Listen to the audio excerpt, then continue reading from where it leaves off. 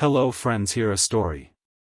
Title: Am I the A for canceling my wedding over my fiancé's feelings about my daughter?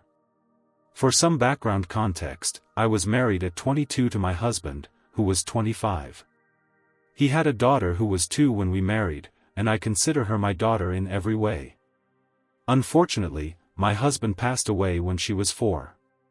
Now, I, 34F, have been with my fiancée Jessie, 35M, for 8 years. My daughter Bailey, 14F, considers Jessie her father, and he has always treated her well, knowing about my late husband. Jessie has always been sweet to her and treated her like his own daughter. I am currently 6 months pregnant, and we are all excited about the baby. Jessie told me he wants to adopt Bailey after we get married, planning to surprise her with the news. Our wedding is scheduled for August, and while we are not completely done with all the arrangements, we did plan a big dinner and invited both our friends. Bailey was staying over at a close friend's house that night, so she wasn't there.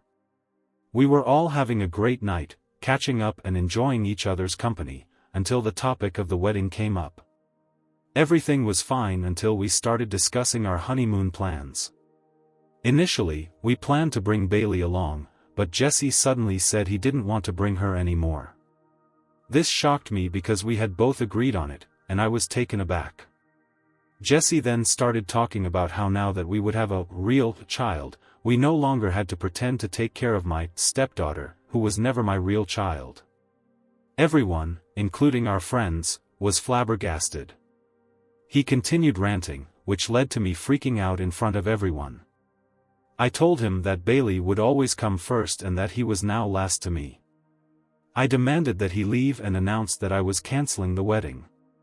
Jessie tried to talk to me, but I was too upset to listen. His friends escorted him out, and a few of my girlfriends stayed with me that night.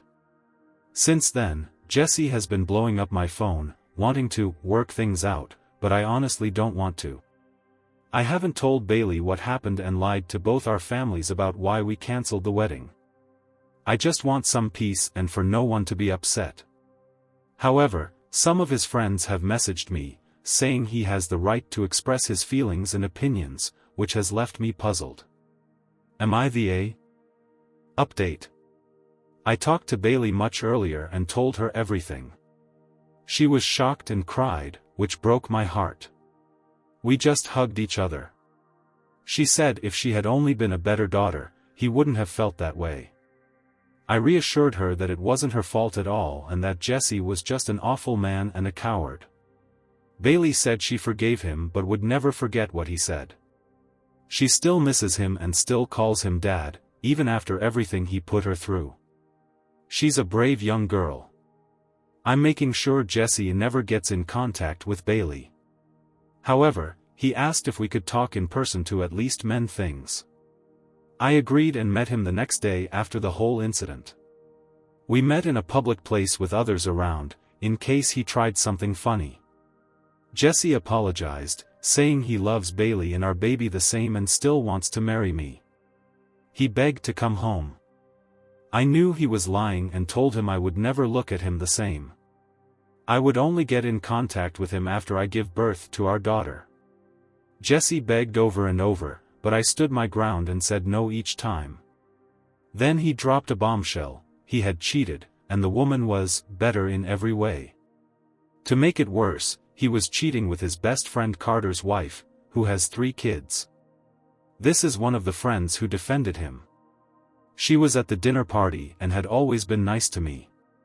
Not only did Jessie and that woman destroy one family, but they also destroyed 2 families with kids. What a lovely man. Sarcasm. I left after he told me that, blocked him everywhere, and messaged Carter to inform him. Carter had been suspicious of his wife sneaking around. It wasn't her first time. I feel awful for him. He apologized for not being on my side and acknowledged we were always great friends. I forgave him and didn't blame him for defending his best friend. Carter and Jessie had been friends since elementary school. I told Carter I'd be there for support, and he appreciated it. He said he'd be there for me too.